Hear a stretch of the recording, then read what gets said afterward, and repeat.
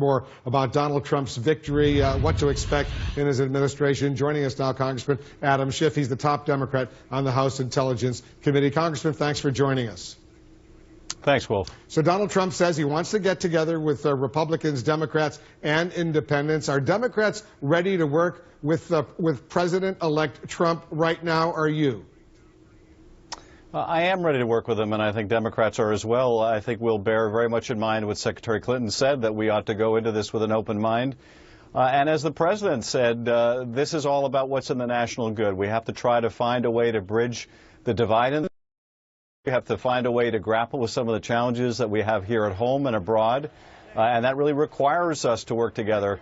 I think it's also going to be important as a member of the minority when the other branch, all the other branches are controlled by one party, to make sure that we vigorously protect the rights of all Americans against discrimination, to give them every opportunity to succeed, and to counter any attempt to violate either the values or the Constitution. So that will be a very important role for us in the opposition. As you know, Congressman, he always says he knows how to negotiate. Do you see him reaching across the aisle quickly to folks like you? I think he will. I think at heart he may be very pragmatic. And on some issues like infrastructure, he may have more of a problem with his own party than he has with Democrats. So I think he will try. I think it's going to be, frankly, fascinating to see how the GOP in Congress reacts to him, because he's at odds with them on a lot of their orthodoxy. But I certainly stand ready to see where we can find common ground. I do hope that we don't spend a lot of time trying to roll back the progress that we've made over the last 8 years. On that, I think he will find some very strong opposition.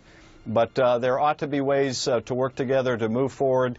And we are going to approach this with an open mind. Given some of the problems he's had with the Republican establishment, the leadership, and the fact that over the years, as you know, he's changed his position on a lot of sensitive issues, do you believe he's really a Republican?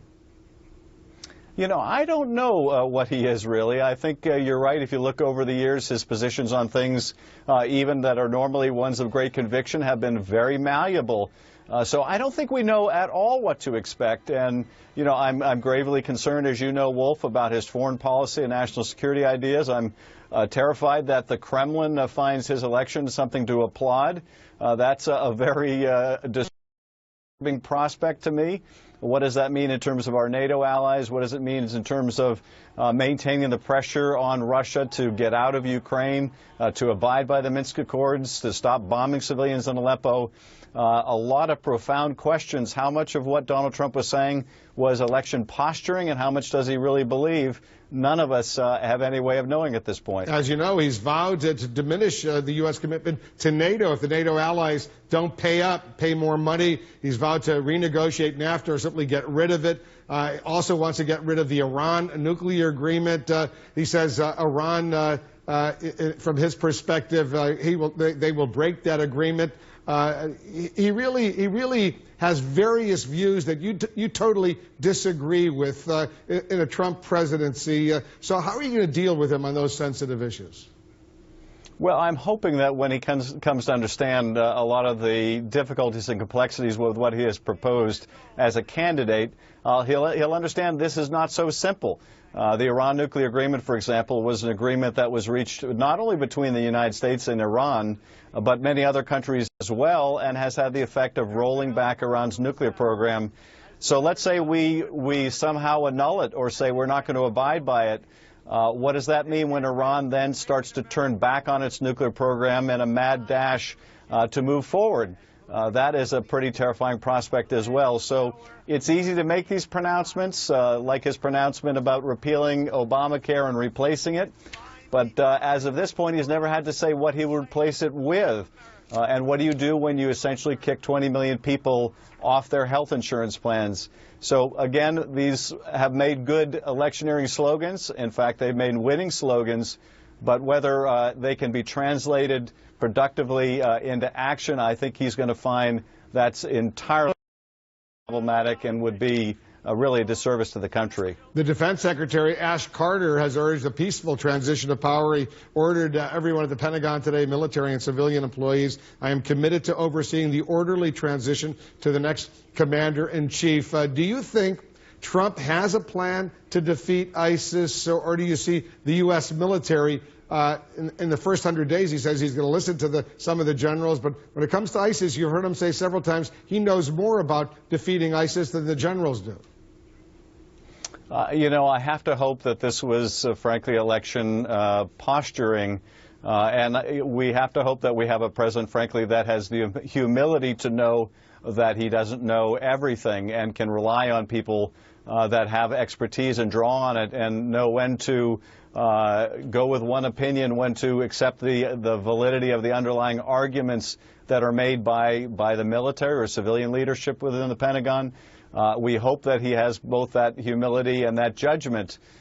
In terms of the plan for ISIS, the secret plan, I have to say I'm skeptical there is a secret plan. I do think that he will listen to the generals. I hope that he will be persuaded to continue the prosecution of the war that is making such progress against ISIS militarily. The bigger challenge, of course, is going to be in Syria. And there, again, I have profound concerns about cozying up with the Russians and anything that preserves Assad in power, because I think as long as he is there, that terrible churning civil war is going to go on. Speaking of the Russians, what about the role, the Russian cyber attacks? After seeing the results, do you think the Russians did in fact have a direct impact on the U.S. presidential election? They certainly had an impact. The hacking that they did, the dumping of documents, did sow discord within the Democratic Party between some of the Clinton people and the Sanders people.